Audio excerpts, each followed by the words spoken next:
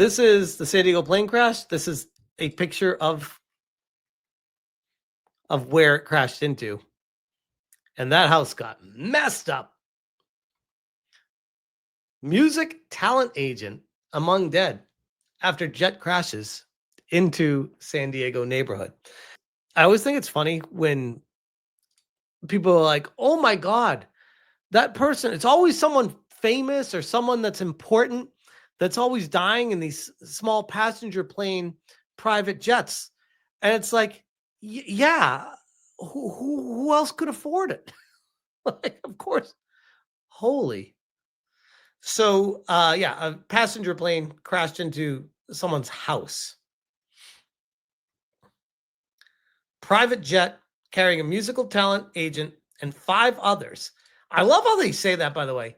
A musical talent agent and 5 others. Like the 5 others really aren't that important. So we'll just say 5 others and 1 important person. Like read through how they say this. Hit a power line in foggy weather early Thursday and crashed into a San Diego neighborhood.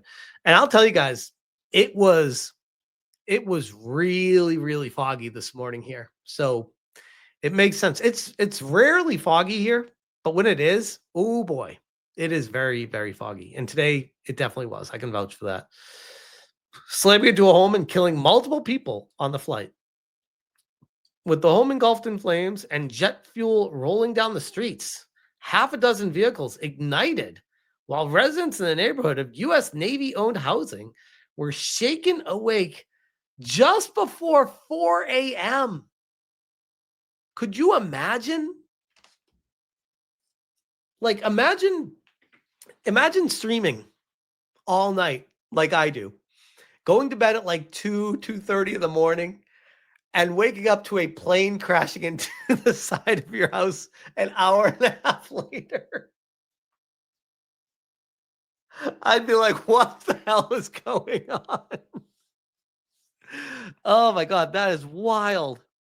By the thunderous crash and subsequent explosions out their windows, they saw a wall of fire. I would legit think that we are under attack. I would think that a missile was dropped coming from China or North Korea. They finally figured out how to throw a missile at someone. We are under attack. This is Pearl Harbor 2025, if I woke up to that. I can't quite put into words to describe what the scene looks like, but with the jet fuel going down the street and everything on fire all at once, it was pretty horrific to see, San Diego Police Chief Scott Wall said. Look at these pictures. Look at the cars, dude. These cars legit look like they're out of a video game. Like this, if you showed me this and said it was a video game, I'd be like, oh, that's not even realistic. Cars don't do that. It's like melted to the side. That's crazy. No one in the neighborhood died, which is a legit miracle, by the way. At 4 a.m., with a plane crashing into someone's house, that no one died. But 8 were taken to the hospital for smoke inhalation and injuries that were not life-threatening, including a person who was hurt climbing out of a window, police officer Anthony Carrasco said. Dave Shapiro, co-founder of Sound Talent Group, and 2 employees were among those killed. The music agency said in a statement, Sound Talent Group has represented artists including American pop band Hanson. Damn, shout out to Hanson. Singer-songwriter Vanessa Carlton. Hey, I like me some Vanessa Carlton, all right? I'm not afraid to admit it. And the Canadian rock group Sum 41. There's some good music here. Hanson is best known for, of course, I mean, why do you have to tell people that? Shapiro also owned Velocity Records. Damn. Guy had some money. That guy had some money. I mean, probably explains why he's flying in a private jet, but still.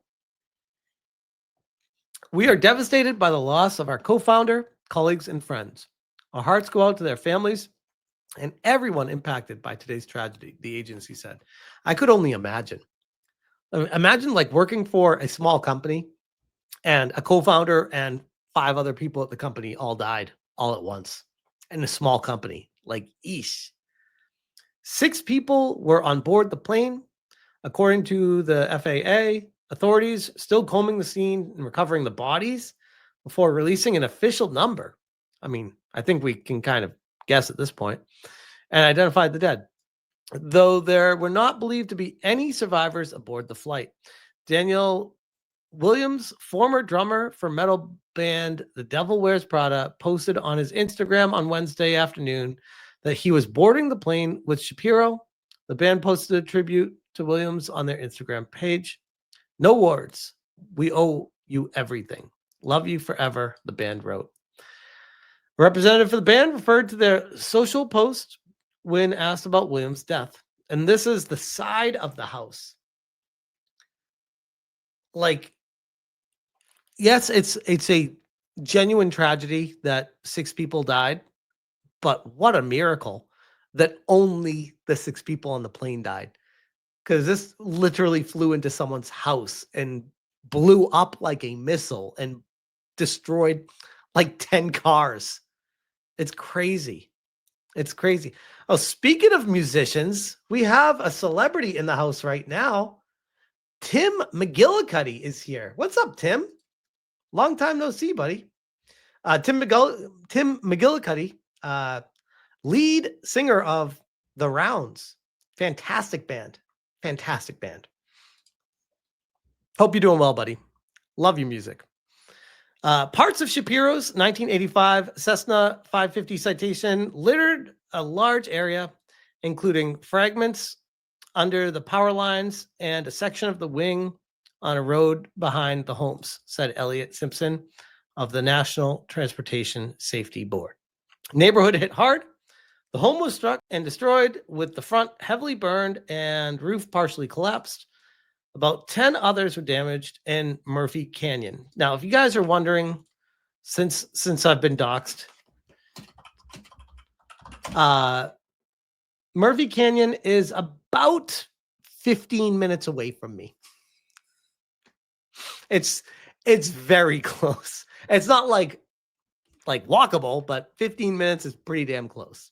The home that was struck was destroyed, front heavily burned. It was the largest neighborhood of Navy-owned housing in the country.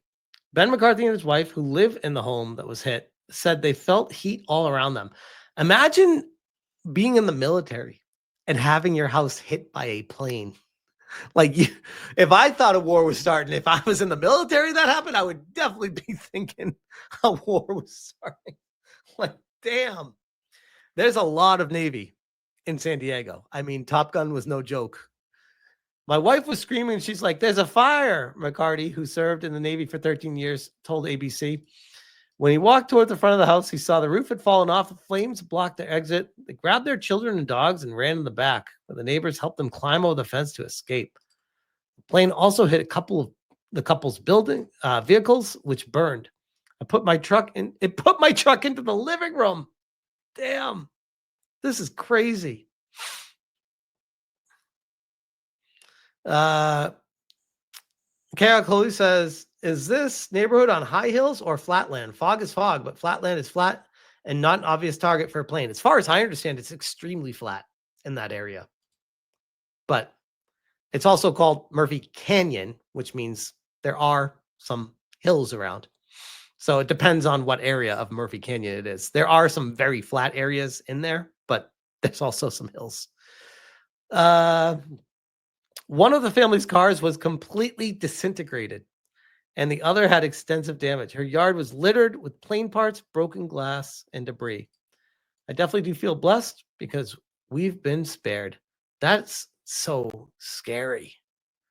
At least 100 residents were evacuated at 4 a.m. Hours after the crash, jet fuel rolled down Salmon Street. The smell of fumes lingered throughout the day, and officials said it was unclear when it would be safe for people to return.